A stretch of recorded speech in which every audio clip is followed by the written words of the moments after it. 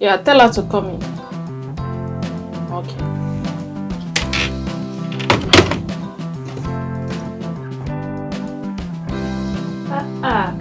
Funmi Ajayi, Funmi.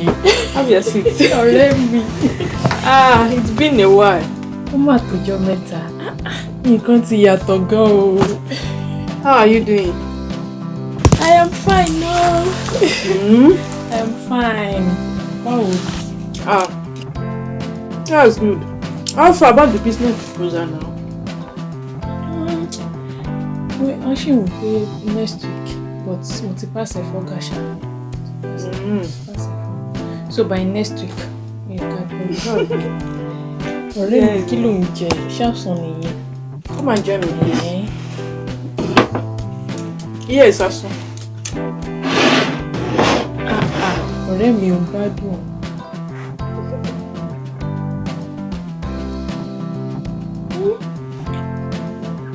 Mi dùn o. Yeah. Ṣoṣe ti bọ́ tuntun. Ọ̀gá mi mà tó ti fún yàn lóyún. Ọ̀gá ti fún yàn lóyún. I didn't hear anything. Ọ̀rọ̀ tó jẹ́ pé mo ti sìnkú. Gbọ́ lọ́fíìsì pátápátá. Ó ga o. Ọ̀rẹ́ mi, mo máa ń jẹun ìlọ̀kẹ̀ ẹran ìdùn. Ó dùn. Ọ̀rẹ́ mi jẹran. Ó dùn gan. Ó dùn o. Mo gbádùn ọ̀rẹ́ mi.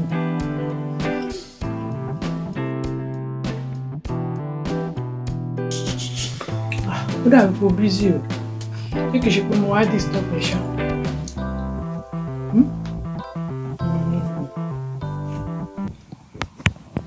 Ọ̀gá o, ilé má ti fẹ́ jẹ gbogbo ẹran tán kí ẹ. Bó ṣe ń jẹ tó ṣe ń jẹ. Ṣe ẹ̀kọ́ ṣàárẹ̀ rárá. Wọ́n bẹ̀rẹ̀ sí ní jẹ ló ń jẹ. Lọ́pọ̀ rẹ̀ mo mọ tí màá ṣe. Ẹran yẹn ó fẹ́ yí dẹ̀ ṣó yí lẹ́nu. Ilé wa soft o. Soft. Ṣé ń pe bàbá tí mo rẹ̀ ràn lọ́wọ́?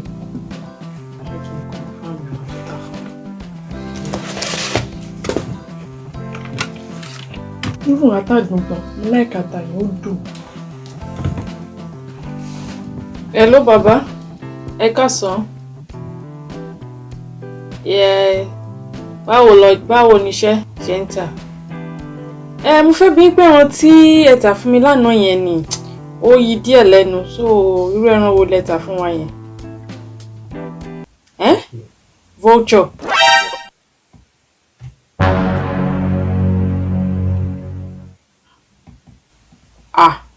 Ẹ̀ẹ́dẹ̀ sọ ẹ ṣe máa ta vulture fún wa. Okay. Màá pè yín padà.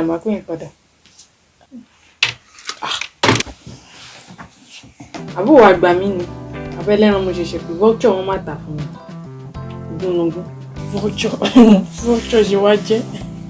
Vulture ni o. Ní mọ̀ pé gúnugún ni bàbá tà fún wa.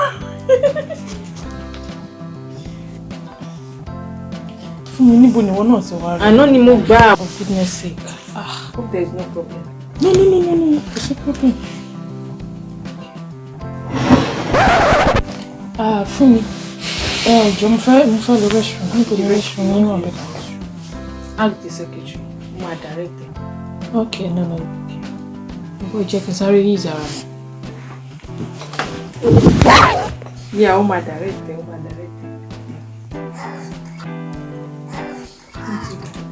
Iṣẹ́ wọn kí ni ó bẹ̀rẹ̀ sí ní kó ẹran jẹ. Vulture kọ vulture. Vulture. Bí ẹ̀ mọ́ lè kọ́ ṣàn ara rẹ̀ pé kí ni mo ní ọmọdé ó dẹ̀ fẹ́ jẹ gbogbo ẹran ó lè.